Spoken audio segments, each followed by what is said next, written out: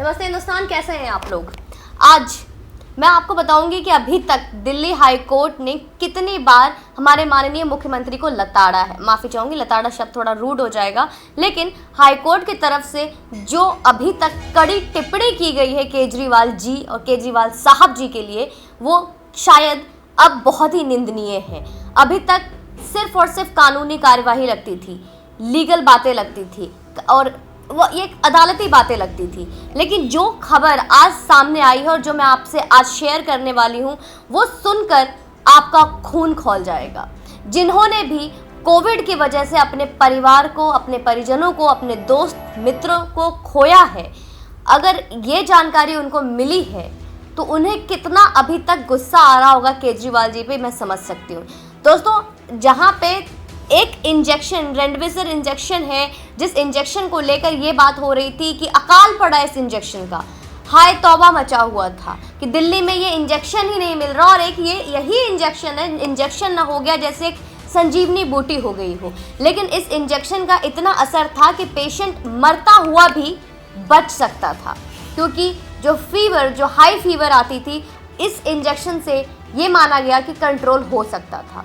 लेकिन जहाँ पे केजरीवाल जी ने ये दावा दिया था और अभी तक इस तरीके से रोना रो रहे थे, रुदाल मचा रखा था कि हमारे दिल्ली में इंजेक्शन नहीं है, सरकार ने सिर्फ और सिर्फ 2500 वायल्स इंजेक्शन हमें प्रोवाइड किए हैं। बहुत ही दुख की बात है और चौंकाने वाली बात है कि अभी तक जितने इंजेक्शन का दावा करते थे केजरीवाल जी, वो 2500 नहीं, जबकि 55,000 शीशियाँ थीं। 55,000 शीशियाँ, जहाँ पे एक तरफ 2500, वहाँ पे दूसरी तरफ 55,000। कहाँ गए बाकी वो इंजेक्शन? कहाँ गए सारे वो इंजेक्शन जिससे कि हमारे दिल्ली की जनता, मेरी दिल्ली बच सकती थी? आज जो शमशान घाट में मेला लगा हुआ है, वो शायद कुछ कम हो सकता था। कहाँ है वो इंजेक्शन? क्यों इंजेक्शन की एक तरफ ऑक्सीजन की कालाबाजारी तो हम देख ही रहे हैं, ऑक्सीजन की कालाबाजारी को लेकर तो डांट फटकार कोर्ट से लग ही रहा है, लेकिन अब इंजेक्शन के भी आपने कालाबाजारी की। मतलब ये साफ है कि जितने भी डिस्ट्रीब्यूटर्स हैं, जितने भी 6 सप्लायर्स के नाम लिए गए हैं और इसके अलावा जितने भी ब्लैक मार्केट हो रहे हैं, इसका सबसे बड़ा सप्लायर अगर मैं कहूँ तो ये खुद सरकार है। मतलब दिल्ली में इतने लोग जो आज अपने जाने गंवा रहे हैं, इन सब का हत्यारा मैं कहूँगी सिर्फ और सिर्फ दिल्ली की राज्य सरकार है। क्या ये राजधानी की सरकार इकलौती जिम्मेदार नहीं है? एक ये वजह, इस वजह से आज डांट फटकार हुई है, इस वजह से आज दिल्ली हाई कोर्ट ने बहुत टिप्पणी की और इस बात को लेकर जवाब मांगा है कि एक दिन में हलफनामा तैयार करके दिया जाए, ऑक्सीजन की कहाँ कालाबाजारी हुई, इंजेक्शन की कहाँ कालाबाजारी हुई है, इन सब का एक हलफनामा तैयार करके कोर्ट में सौंपा जाए।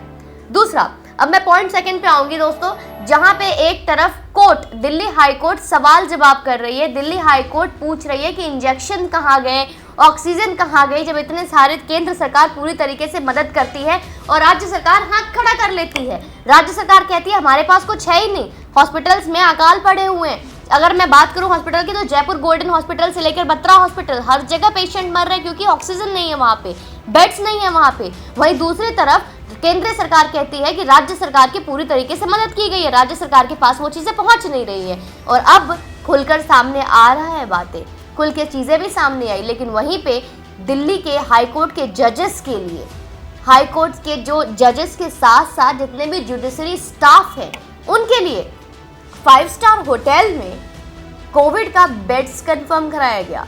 अब केजरीवाल जी से यही पूछा गया है, कोर्ट ने जवाब दिया है, उनसे सवाल पूछा है कि किसने मांगा था, किसने बोला था कि हमारा इंतज़ाम करो, कहीं ऑन पेपर, कहीं कोई फॉर्मेलिटी, कहीं कोई मेल, कुछ दिखा दो जिसमें कि दिल्ली के जजेस ने या जुडिशरी स्टाफ ने आपसे ये बोला हो कि अशोका होटल में, 5 स्टार होटल में 100 बेड्स तैयार किया जाए। ऐसा कब हुआ था? तो हम यूँ मान लें कि आज केजरीवाल जी ने इतनी डांट फटकार के बाद कोई सबक नहीं ली, कोई सीख नहीं ली, गुंडागर्दी कर रहे हैं, जज को और स्टाफ को खरीदने की कोशिश कर रहे हैं, और वो भी किस लिए? कोविड से बेड दिलाने के लिए, कोविड की बेड दिलाता हो, वो भी 5 स्टार होटल में। एक तरफ जहां पे ऑक्सीजन सिलेंडर ना मिलने पर, और ऑक्सीजन सिलेंडर जिनको मिल भी जा रही है वो बेड ना मिलने पर सड़क पर जान दे रहे हैं अपनी, सड़क पर उनकी सांसें रुक रही है। और दूसरी तरफ बिना मांगे, बिना किसी इजाजत के, किसी भी ऐसे ही बस अशोका होटल में या 5 स्टार होटल में बेड्स दे रहे हैं। बहुत ही आश्चर्य की बात है, बहुत ही शर्म की बात है। दोस्तों कल बीते 24 घंटे हो चुके हैं, 25 तारीख को, माफ़ी चाहूँगी कल 27 तारीख को, 27-28 तारीख को ये सामने भी आई है बातें कि कपिल मिश्रा जो आम आदमी पार्टी के पहले सदस्य थे, पार्टी को छोड़कर अब वो बीजेपी में शामिल हो चुके हैं और उन्होंने केजरीवाल जी के ऊपर एक FIR दर्ज कराई है। अब मैं आपको बताऊंगी इस FIR का 3 मुद्दा क्या है। पहला मुद्दा है कि ये जितनी भी मौतें हुई हैं, क्या चीज़ें बोले हैं कि लापरवाही से जितनी भी मौतें हुई हैं उनका मुआवजा राज्य सरकार दे। दूसरा, पीड़ितों का मुआवजा। और तीसरा, विज्ञापन के भ्रष्टाचार के ऊपर जवाब दे केजरीवाल।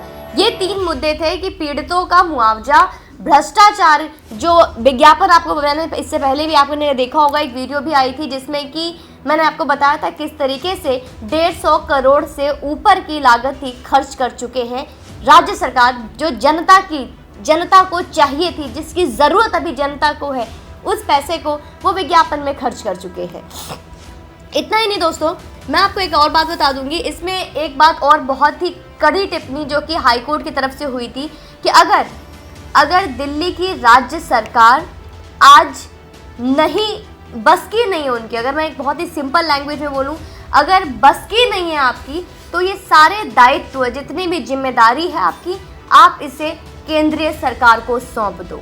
मतलब अभी तक आप सारे, जितने भी, मैं कहूँ कि ये वजह कोविड आ रहा है तो केंद्रीय सरकार की वजह से हो रहा है, ऑक्सीजन नहीं है तो केंद्रीय सरकार की वजह से हो रहा है, बेड्स नहीं है तो कोविड सरकार की वजह से हो रहा है। तो फाइनली दिल्ली हाई कोर्ट को ये चीज़ें समझ में आ गई कि जो बेवकूफ़ बनाने की कोशिश कर रहे हैं, जो लॉलीपॉप देने की कोशिश किया जा रहा है फिर से दिल्ली की जनता को, वो अब दिल्ली के हाई कोर्ट ने भांडा फोड़ दिया है। चाहे वो ऑक्सीजन हो, चाहे वो इंजेक्शन हो, तो अब केंद्रीय सरकार को दिल्ली की हाई कोर्ट ने खुद बोला है कि अगर आपकी बस की नहीं है तो दिल्ली के केंद्रीय सरकार को सौंप देना चाहिए दिल्ली को।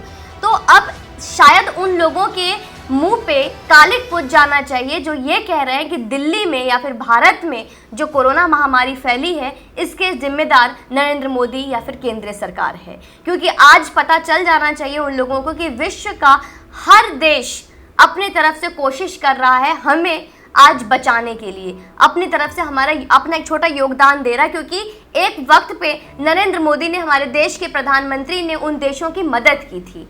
तो अभी तक जितने भी मदद जो देश कर रही है हमें, इसलिए कर रही है क्योंकि एक वक्त पे हमारे प्रधानमंत्री ने उन देशों की मदद की थी। तो आज उन्हें, मैं कहूँ तो एक तरह से रीपे करने का मौका मिला है। तो आज वो फर्ज निभा रहे हैं, वो कर्ज चुका रहे हैं क्योंकि हमारे प्रधानमंत्री ने उनकी मदद की थी। तो अभी भी लोगों को, जिनको समझ में नहीं आ रहा है, वो बैठ के टीवी देखें और NDTV पे न्यूज़ देखें, और जिनको समझ में आ रहा है वो अपने घर में सेफ रहें, सुरक्षित रहें और यहाँ का इस्तेमाल करें। जय हिंद, वंदे मातरम।